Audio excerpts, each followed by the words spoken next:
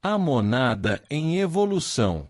Talvez uma definição algo mais definida de Atman Buddhi possa ser obtida pelo estudante se ele considerar sua atuação na evolução como monada. Mas Atman Buddhi é idêntico com a superalma universal, ela mesma um aspecto da raiz desconhecida, a existência única. Quando a manifestação inicia a monada, é arrojada para baixo na matéria, para impulsionar para diante e forçar a evolução, vide a doutrina secreta, volume 2, p. 115. Ela é a fonte primeira, por assim dizer, de toda evolução, a força propulsora na base de todas as coisas. Todos os princípios que estivemos estudando são meros aspectos variadamente diferenciados de Atman, a única realidade manifestando-se em nosso universo, está em cada átomo, é a raiz de todo átomo individualmente e de todas as formas coletivamente, e todos os princípios são fundamentalmente Atman nos diferentes planos. As etapas de sua evolução são muito claramente apresentadas em 5 anos de Teosofia, p. 273 ESEC. Lá nos é mostrado como ela passa através dos estágios denominados elementais, centros nascentes de forças, e chega ao estágio mineral. Dali passa subindo através do vegetal, animal, até o homem, vivificando todas as formas. Como se nos é ensinado na doutrina secreta, diz o bem conhecido aforismo cabalístico: uma pedra se torna uma planta, a planta, uma besta, a besta, um homem, o homem, um espírito, e o espírito, um Deus. A centelha anima todos os reinos por sua vez antes que entre anime o homem divino, entre o qual é seu predecessor, o homem animal, a toda a diferença do mundo. A monada existe primeiro de tudo, lançada abaixo pela lei da evolução na mais inferior forma da matéria, o mineral. Depois de um ciclo cétuplo encerrada na pedra, ou aquilo que se tornará mineral e pedra na quarta ronda, sai dela, digamos, como um líquen. Passando adiante, através de todas as formas de matéria vegetal, para o que é chamado matéria animal, chega agora ao ponto em que terá se tornado o germe, por assim dizer, do animal, que se tornará o homem físico. Volume 1 pp 266-267, é a monada, Atman Buddhi, que vivifica assim cada parte e reino da natureza, fazendo tudo ser permeado de vida e consciência, um todo palpitante. O ocultismo não reconhece nada inorgânico no cosmos. A expressão empregada pela ciência, substância inorgânica, significa simplesmente que a vida latente, dormitando nas moléculas da assim chamada matéria inerte, é irreconhecível. Tudo é vida e cada átomo mesmo do pó mineral é uma vida, embora além de nossa compreensão e percepção, porque está fora do alcance das leis conhecidas dos que rejeitam o ocultismo. Doutrina secreta. Volume 1, pp. 268-269. E mais, tudo no universo, em todos os reinos, é consciente, isto é, dotado de uma consciência de seu próprio tipo e em seu próprio plano de percepção. Nós homens devemos lembrar que simplesmente porque não percebemos nenhum sinal de consciência que possamos reconhecer, digamos na pedra, não temos o direito de dizer que não existe nenhuma consciência ali. Não há esta coisa chamada matéria morta ou cega, assim como não existe lei cega ou inconsciente. p. 295. Quantos dos grandes poetas, com a sublime intuição do gênio, sentiram esta grande verdade? Para eles toda a natureza pulsa com vida, eles veem vida e amor em toda parte, em sóis e planetas assim como nos grãos de pó, nas folhas esvoaçantes e nas flores que desabrocham, nos moscardos e nas serpentes que rastejam. Cada forma manifesta tanto da vida única quanto é capaz de expressar, e o que é o homem para desprezar as manifestações mais limitadas, quando ele se compara, como uma expressão de vida, não com as formas abaixo de si, mas com as possibilidades de expressão que pairam acima dele em alturas infinitas de ser, que ele pode avaliar ainda menos do que a pedra pode avaliá-lo. O estudante verá prontamente que devemos considerar esta força no centro da evolução como essencialmente única. Só há um Atman Buddhi no universo, a alma universal, presente em todo lugar, imanente em tudo, a única energia suprema da qual todas as várias energias ou forças são apenas formas diferentes. Assim como o raio solar é luz ou calor ou eletricidade de acordo com seu ambiente condicionador, da mesma forma Atman é toda energia, diferenciando-se em planos distintos. Como uma abstração, nós o chamaremos de vida única. Como uma realidade objetiva e evidente, falamos de uma escala de manifestação setenária, que começa na extremidade superior com a causalidade única e incognoscível, e termina como mente onipresente e vida imanente em cada átomo de matéria. Doutrina Secreta, volume 1, p. 163. Seu curso evolucionário está muito claramente delineado em uma citação dada na Doutrina Secreta, e como estudantes são frequentemente confundidos a respeito desta unidade da monada, eu me associo a eles nesta declaração. O assunto é difícil, mas não poderia, imagino, ser melhor colocado do que nestas frases. Assim a essência monádica ou cósmica, se nos permitirmos tal termo, no mineral, vegetal e animal, embora mesmo em toda a série de ciclos desde o elemental mais inferior até o reino dévico, só difere na escala de progressão.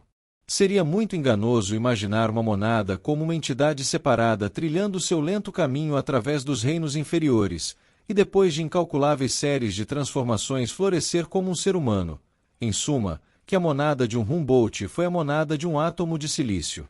Em vez de dizermos monada mineral, a fraseologia mais correta na ciência física, que diferencia cada átomo, a chamaria obviamente a monada manifestando-se na forma de Prakriti chamada reino mineral. O átomo, como representado na hipótese científica comum, não é uma partícula de algo, animada por algo psíquico, destinada depois de éons a florescer como um homem. Mas ele é uma manifestação concreta da energia universal que ainda não se tornou individualizada, uma manifestação sequencial da monada universal única. O oceano de matéria não se divide em suas gotas potenciais e constituintes até que o impulso da vida atinge o estágio do nascimento humano. A tendência em direção à segregação em monadas individuais é gradual, e nos animais superiores quase chega no ponto. Os peripatéticos aplicavam o termo monada ao conjunto do cosmos no sentido panteísta, e os ocultistas, ainda que aceitando este pensamento por amor à conveniência, distinguem os estágios progressivos da evolução da forma concreta a partir do abstrato com termos de que a monada mineral, vegetal, animal são exemplos. O termo meramente significa que a maré da evolução espiritual está passando por aquele arco de seu ciclo. A essência monádica começa imperfeitamente a se diferenciar em direção à consciência individual no reino vegetal. Como as monadas não são coisas compósitas, como corretamente definiu Leibniz, é a essência espiritual que as vivifica em seus graus de diferenciação o que propriamente constitui a monada, não a agregação atômica, que é só o veículo e a substância através dos quais se agitam os graus inferiores e superiores de inteligência. Volume 1, p. 201. O estudante que ler e ponderar esta passagem, a custo de um pequeno esforço presente, poupará a si mesmo muita confusão em dias futuros. Primeiro que perceba claramente que a monada, a essência espiritual a qual somente o termo monada deveria ser aplicado com precisão estrita, é uma só em todo o universo, que Atman Buddhi não é seu, nem meu, nem propriedade de ninguém em particular, mas sim é a essência espiritual energizante em tudo. Da mesma forma, a eletricidade é uma só em todo o mundo, embora possa estar ativa em sua máquina ou na minha, nem ele nem eu podemos chamá-la nossa eletricidade, particularmente.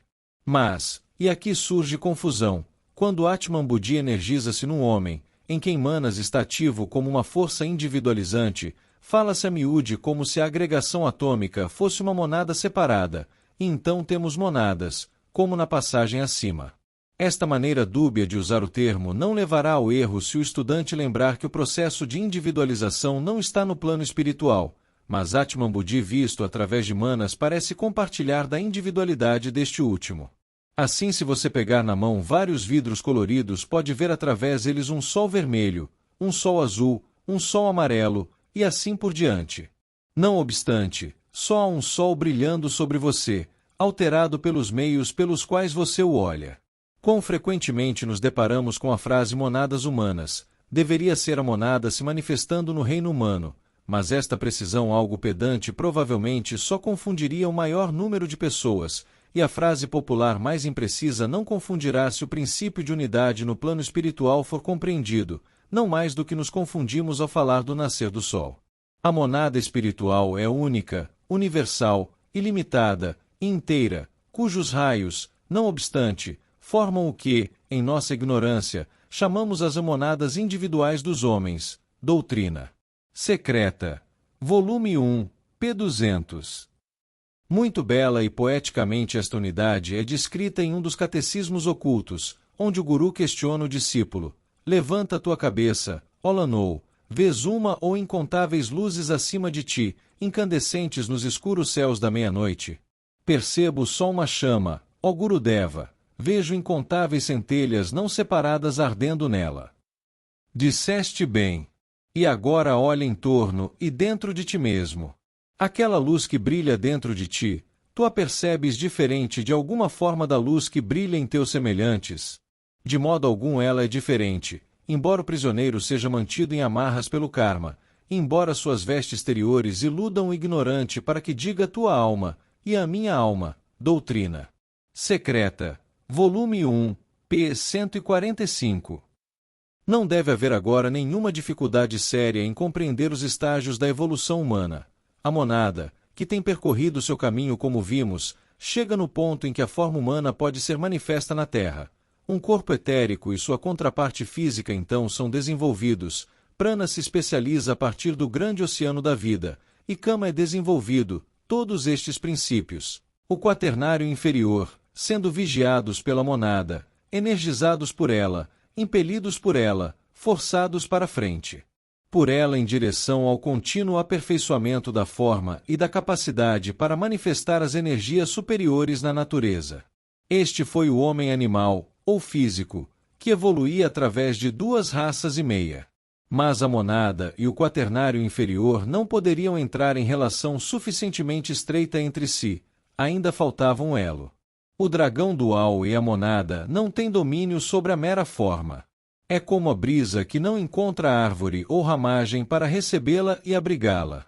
Ela não pode afetar a forma quando não existe agente de transmissão, e a forma não a conhece. Doutrina Secreta. Volume 2, p. 60. Então, no ponto médio recém-alcançado, isto é, da terceira raça, os manas aputra inferiores passaram a habitar as moradias assim preparadas para eles, e a formar a ponte entre o homem animal e o espírito, entre o quaternário evoluído e o vigilante Atman Buddhi, para iniciar o longo ciclo de reencarnação que deve culminar no homem perfeito.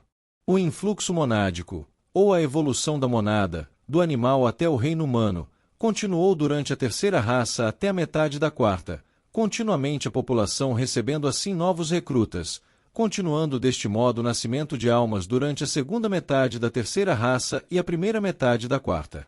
Depois disso, do ponto de inflexão do ciclo de evolução, mais nenhuma monada pode entrar no reino humano. A porta se fecha para este ciclo. Doutrina Secreta. Volume 1, p. 205. Desde então a reencarnação tem sido método de evolução, esta reencarnação individual do pensador imortal em conjunção com Atman Buddhi substituindo a habitação coletiva de Atman Buddhi nas formas inferiores de matéria. De acordo com os ensinamentos teosóficos, a humanidade agora atingiu a quinta raça e estamos já na quinta subraça, tendo diante de si a humanidade deste globo no presente estágio a complementação da quinta raça e o surgimento, maturidade e queda da sexta e sétima raças. Mas durante todas as eras necessárias para esta evolução, não há aumento no número total de egos reencarnantes. Só um pequeno número deles estão encarnados sobre o globo em qualquer tempo dado, de modo que a população pode aumentar e diminuir dentro de limites muito amplos. E tem-se percebido que há uma explosão populacional depois de um despovoamento local causado por uma mortalidade fora do comum. Há espaço de sobra para todas estas flutuações, tendo-se em vista a diferença entre o número total de egos reencarnantes e o número de fato encarnado em um dado período.